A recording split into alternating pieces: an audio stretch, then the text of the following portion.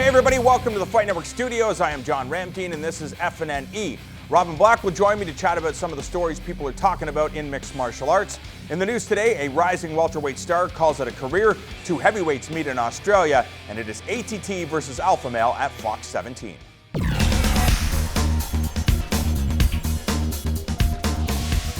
MMA Fighting was the first to report that highly regarded Canadian welterweight Jordan Meehan has decided to retire from mixed martial arts competition. The 25-year-old last saw action at UFC 183, losing by TKO to Thiago Alves. The Lethbridge, Alberta native has 39 pro fights under his belt and is recognized as one of the country's most promising mixed martial arts athletes. Dutch fighter Stefan Struve will battle Gerald Rochald at UFC 193. The event will happen in Melbourne, Australia on Sunday, November 15th. Struve is coming off a decision victory over Minotauro Nogueira, while Rochald defeated Timothy Johnson in his last outing. The card will also feature Robbie Lawler defending his title against Carlos Condit, and Bigfoot Silva meets Mark Hunt in a rematch. American top team representative Nick Lentz moves back up to 155 pounds to take on Team Alpha Male's Danny Castillo. The two will lock horns at UFC on Fox 17, which is scheduled for December 19th at the Amway Center in Orlando, Florida. The main event of the show will feature lightweight champion Rafael Dos Anjos battling the wildly popular Donald Cowboy Cerrone for the 155-pound strap. And next Saturday, we are going to get you set for UFC 191, Demetrius Johnson taking on John Dodson. Tune in to our preview show. It all goes down 7 p.m. Eastern. I'm now joined by Robin Black. Kind of shocking, but not really when you consider all the factors involved. But Jordan Meehan, clearly one of the best fighters to come out of Canada. A very well-rounded fighter. Very surprising, though, at 25 years of age, when you're at the big stage of mixed martial arts, that you decide, hey, enough is enough. Yeah. Now, Jordan is a friend of ours, and his dad in particular is a very good friend of ours. And I want to make it clear, I'm not speaking for Jordan. I'm just telling you observations that we made this week, chatting with him, this weekend in Saskatoon, and over the last while. But on Monday morning, while talking to him, he said to us, man, did you see when he got hit in the throat and blood came out of his nose and he grabbed his throat? He goes, that freaked me out. Of course it did. It's a terrifying thing. We had a conversation about the danger of fighting. Now, the day before that, he wasn't at an autograph signing thing, and there seemed to be a bit of conflict between him and the UFC. Prior to that, the UFC was putting on a fan experience in Lethbridge, and his dad had mentioned to me that they had been advertising Jordan's appearance. There'd been no talk with Jordan about pay or anything. I don't know how that all worked out. And before that, the Reebok thing, Jordan was making a lot of money.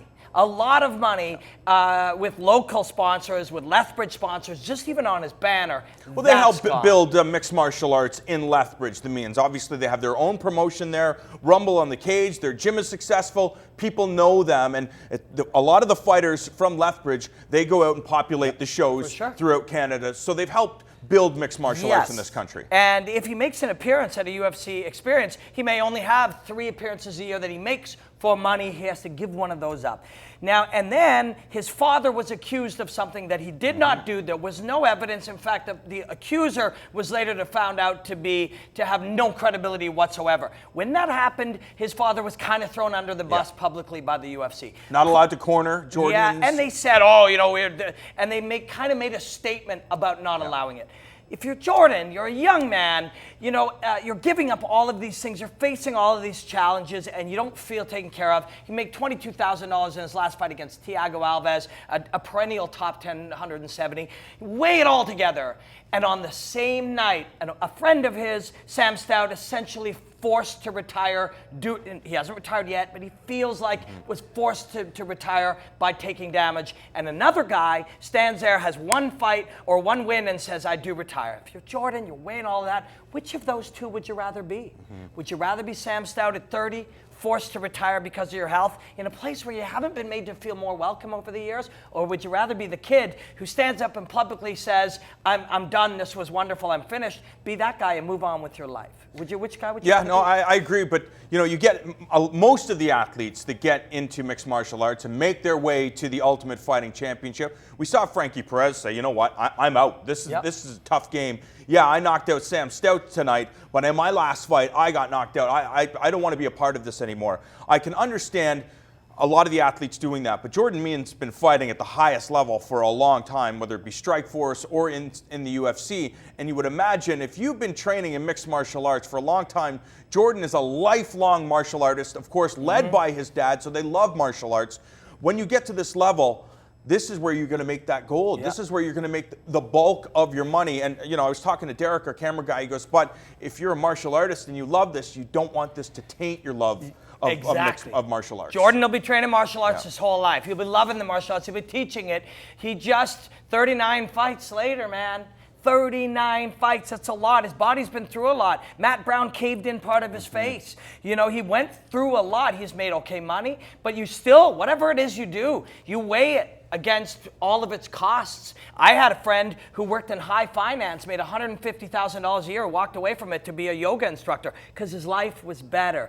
The thing that's really easy to do, though, is complain, point the fingers. Look how bad this is. Look, this is unfair. But it's very important. That's so easy. What is harder is to look at the why. And if I sit around my wife's friends, they're in theater, they will sit and complain, theater's unfair. We get paid half as much as we used to when we work twice as hard. If I am around my friends who work in the post office, they say, this is unfair, we've all lost our jobs. All our friends in TV say, everybody works for free, there's 100 interns, there's 500 people without jobs.